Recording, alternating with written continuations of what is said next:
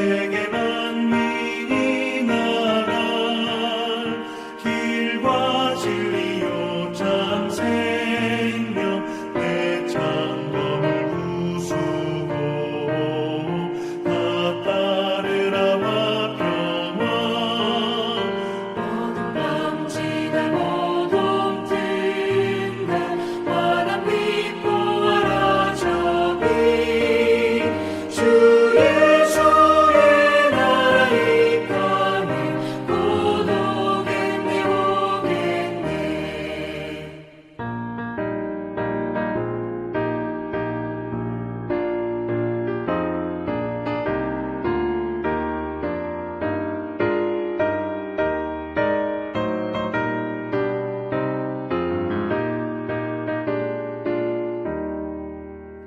놀라운 이 소식 알리어라 세계 만민을 구하려 내 주 예수를 보내신 참 사랑의 하나님 만 백성이 따르길 어둠 밤 지나 모두 뜬다 환한 빛 보아라 저기 주 예수의 나라 이 땅에 곧 오겠네 오겠네. 고난 길을 치고 찾아온 길 많은 백성을 구한 길 모두 나와서 믿으면 온 세상이 마침내 이 진리에 살겠네. 어둠 밤 지나고 동 뜬다 환한 빛 보아라 저기 주 예수의 나라 이 땅에 곧 오겠네 오겠네.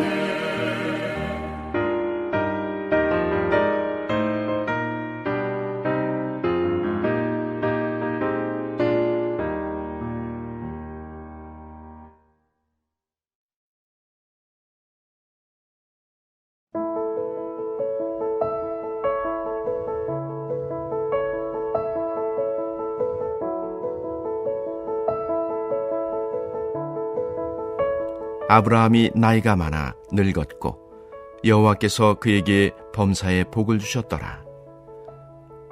아브라함이 자기 집 모든 소유를 맡은 늙은 종에게 이르되 청하건대 내 허벅지 밑에 네 손을 넣으라. 내가 너에게 하늘의 하나님 땅의 하나님이신 여호와를 가리켜 맹세하게 하노니 너는 내가 거주하는 이 지방 가나안 족속의 딸 중에서 내 아들을 위하여 아내를 택하지 말고 내 고향 내 족속에게로 가서 내 아들 이삭을 위하여 아내를 택하라. 종이 이르되 여자가 나를 따라 이 땅으로 오려고 하지 아니하거든 내가 주인의 아들을 주인이 나오신 땅으로 인도하여 돌아가리이까. 아브라함이 그에게 이르되 내 아들을 그리로 데리고 돌아가지 아니하도록 하라. 하늘의 하나님 여호와께서 나를 내 아버지의 집과 내 고향 땅에서 떠나게 하시고 내게 말씀하시며 내게 맹세하여 이르시기를 이 땅을 내 씨에게 주리라 하셨으니 그가 그 사자를 너보다 앞서 보내실지라. 내가 거기서 내 아들을 위하여 아내를 택할지니라. 만일 여자가 너를 따라오려고 하지 아니하면 나의 이 맹세가 너와 상관이 없나니 오직 내 아들을 데리고 그리로 가지 말지니라. 그 종이 이에 그의 주인 아브라함의 허벅지 아래에 손을 넣고 이 일에 대하여 그에게 맹세하였더라. 아멘. 할렐루야. 오늘도 예배드리는 심령마다 하나님의 사랑과 은혜가 가득하시기를 축복합니다. 오늘 말씀은 아브라함의 인생에 대한 평가로 시작됩니다. 1절을 보면 아브라함이 나이가 많아 늙었고 여호와께서 그에게 범사의 복을 주셨다라고 말씀합니다. 아브라함의 인생에 대한 성경의 평가는 범사에 하나님께 축복을 받은 사람이었다라는 것이죠. 그러나 우리가 잘 알다시피 아브라함의 인생은 여러 가지 고난과 우여곡절과 환란이 많았습니다. 그럼에도 성경은 아브라함이 범사에 복을 받았다라고 증언합니다. 그 이유는 아브라함의 인생에 하나님께서 항상 함께 하셨기 때문입니다. 그가 힘들 때나 좋을 때나 위기의 순간이나 기쁨의 순간에도 주님께서 함께 하셨습니다. 그러므로 아브라함의 인생은 범사에 복을 받은 인생이 되었다라고 성경은 말씀합니다. 이는 우리도 마찬가지입니다. 진정한 복은 하나님께서 함께 하시는 줄 믿습니다. 우리가 어떤 특별한 일을 겪고 누려야만 복을 받은 것이 아니라 매일의 삶 속에서 하나님과 동행하는 것, 주님의 임재를 느끼는 것이 진정한 축복입니다. 바라기는 아브라함이 하나님과 동행함으로 범사의 복을 받은 삶이 되었던 것처럼 우리도 주님과 날마다 동행하심으로 범사의 복을 받는 귀한 인생이 되시기를 간절히 소망합니다. 이렇게 아브라함은 복의 근원이 되는 인생을 살았고 이제 그 복이 자신을 넘어 다음 세대에게 이어지기 위해 아들 이삭의 혼사 준비를 시작합니다. 특별히 성경은 이 이삭의 결혼에 관해서 상당히 많은 부분을 할애하여 기록하고 있습니다. 무려 68절을 할애하며 설명합니다. 그만큼 믿음의 가정을 세우는 것, 더 나아가 다음 세대를 올바로 세우는 것이 얼마나 중요한지를 말씀해주고 있는 것입니다. 이 아브라함은 이삭의 배필을 구하기 위해 자신의 집 모든 소유를 맡은 늙은 종을 부릅니다. 여기서 대부분의 학자들은 이 늙은 종을 창세기 15장에 나온 엘리에셀로 보고 있습니다. 아브라함은 이 종을 부른 후에 이삭의 배우자를 찾기 위해 지침을 주는데요. 이것이 매우 중요하기에 2절과 9절, 2절에 걸쳐 맹세까지 하게 합니다. 먼저 아브라함이 종에게 내린 첫 번째 지침은 신앙 안에서 맺어지는 결혼이어야 한다는 것이죠. 3절과 4절에 보면 내가 너에게 하늘의 하나님, 땅의 하나님이신 여호와를 가리켜 맹세하게 하노니 너는 내가 거주하는 이 지방 가나안 족속의 딸 중에서 내 아들을 위하여 아내를 택하지 말고 내 고향 내 족속에게로 가서 내 아들 이삭을 위하여 아내를 택하라. 이렇게 말씀하고 있습니다. 아브라함이 종에게 내린 중요한 지침이 무엇입니까? 가나안 땅이 아니라 자신의 친족에게 가서 이삭의 배필을 택하라 라는 것이었습니다. 아브라함은 가나안 땅 해족속과 함께 살면서 그들의 삶을 잘 보고 느꼈습니다. 그들은 우상을 숭배하고 하나님을 경외하지 않으며 성적으로도 문란하고 도덕적으로 부패한 사람임을 그는 알고 느끼게 되었습니다. 아마도 이것이 지금까지 이삭을 결혼시키지 않았던 이유였을 것입니다. 그래서 종을 가나안을 떠나 자신의 친족에게 보냈던 것입니다. 이는 단순히 혈통을 지키기 위함만이 아니었습니다. 하나님의 약속과 하나님의 복이 그의 아들을 통해 계승되기를 바라는 신앙적 믿음의 부모의 결단이었습니다. 여러분, 자녀의 결혼은 부모의 믿음의 표현이기도 합니다. 우리 자녀를 신자와 결혼시키는 것은 하나님의 약속에 대한 믿음이 나를 이어 우리의 자녀 다음 세대에게 이어지는 것입니다. 신명기 7장 3절 4절에 보면 또 그들과 혼인하지도 말지니 내 딸을 그들의 아들에게 주지 말 것이요 그들의 딸도 내 며느리로 삼지 말 것은 그가 내 아들을 유혹하여 그가 여호와를 떠나고 다른 신들을 섬기게 하므로 여호와께서 너에게 진노하사 갑자기 너희를 멸하실 것임이니라.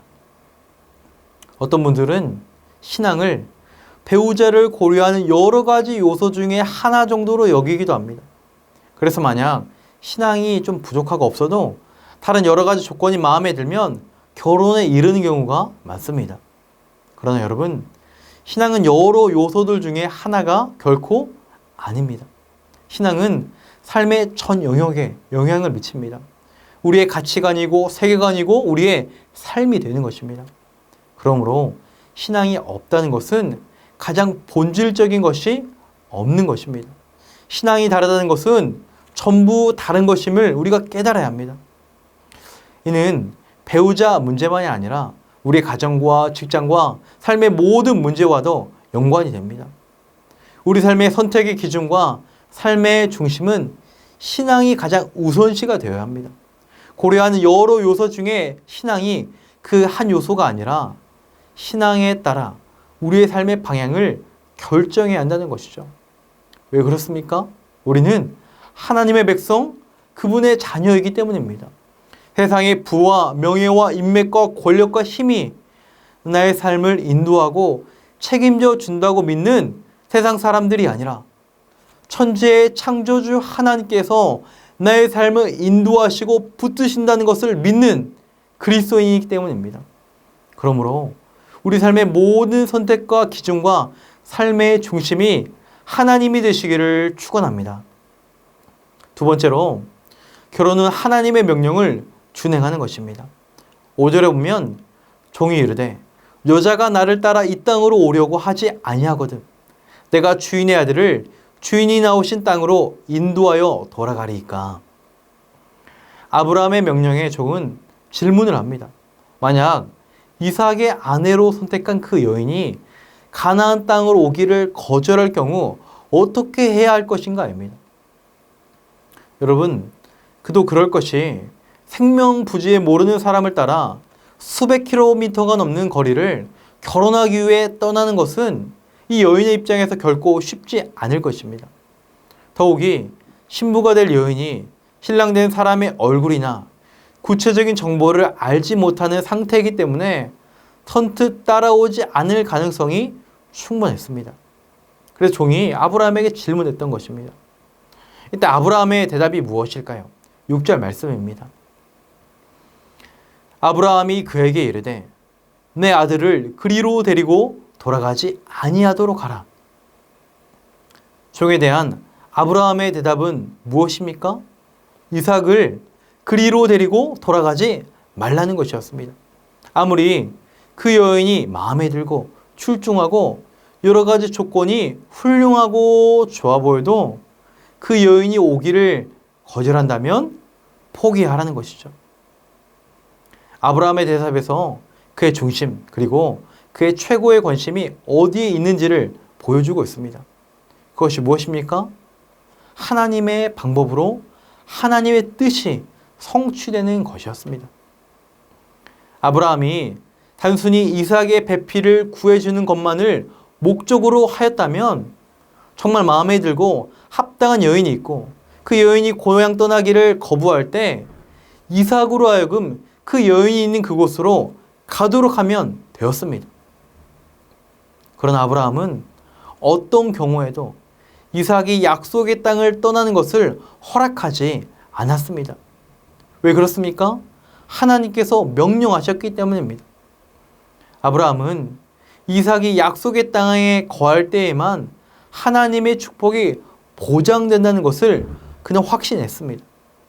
그래서 당장 이루어지는 쉬운 길이 있을지라도 문제 해결이 더딜지라도 하나님의 약속을 신뢰하며 하나님의 말씀에 순종하기를 원했다라는 것이죠. 사랑하는 성도 여러분, 시대가 바뀌고 그 형태가 재물이 새롭게 되어도 바뀔 수 없는 것이 있습니다. 그 중에 하나가 우리 그리스도인의 결혼관입니다. 에베소서 5장 26절과 27절에 보면 결혼의 목적에 대해서 설명해 주고 있는데요. 26절부터 보면 이는 곧 물로 씻어 말씀으로 깨끗하게 하사 거룩하게 하시고 자기 앞에 영광스러운 교회로 세우사 티나 주름 잡힌 것이나 이런 것들이 없이 거룩하고 흠이 없게 하려 하심이라. 아멘. 성경에서 말씀하는 결혼의 목적이 무엇입니까? 두 사람이 하나님 보시기에 깨끗하게 되어 거룩하고 영광스러운 교회가 되게 하는 것을 결혼의 목적이라고 합니다.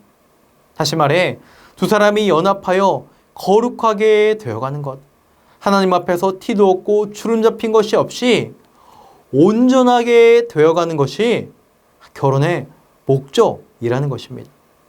그럴 때 하나님께서 예배하신 진정한 결혼의 축복들, 진정한 행복과 감사와 감격을 누리게 되는 것입니다. 그렇게 여러분, 세상에서 아무리 풍족하고 떵떵거리고 금술이 좋아 보이는 부부라 할지라도 그들이 주님 안에 거룩함에 이르지 않는다면 복된 가정이 결코 아닌 것입니다. 결혼의 제1의 목적은 믿음 안에서 서로 섬김과 사랑으로 거룩함에 이르는 것, 신앙 안에서 서로의 부족함을 채워주고 돕는 배필이 되어 그리스도를 닮아가는 것, 그것이 가정을 만드신 하나님의 결혼의 목적입니다. 그리고 이를 통해 하나님의 나라와 축복이 확장되고 이어져 나가는 것입니다. 그러므로 결혼의 시작은 믿음의 배우자를 만나는 것입니다. 그래서 오늘 말씀의 아브라함은 같은 신앙 안에서 이삭의 배우자를 찾았습니다. 아브라함의 본 것은 재산이나 가문이나 학력 이런 것들이 아니었습니다. 하나님의 은혜와 축복이 자신을 넘어 자녀에게 이어지게 하기 위해 신앙 안에서 배우자를 구하고 하나님의 명령을 준행하였던 것이죠. 아들 이삭 역시 하나님을 경외하는 그런 환경을 만들어주고 싶었던 것입니다. 사랑하는 성도 여러분, 우리의 가정에서 믿음의 부모가 자녀에게 줄 수 있는 최고의 축복은 무엇입니까? 믿음입니다. 또한 믿음의 자녀분들이 안 믿는 부모님에게 줄 수 있는, 형제에게 줄 수 있는 최고의 축복은 무엇입니까? 하나님을 믿는 믿음, 신앙인 줄 믿습니다.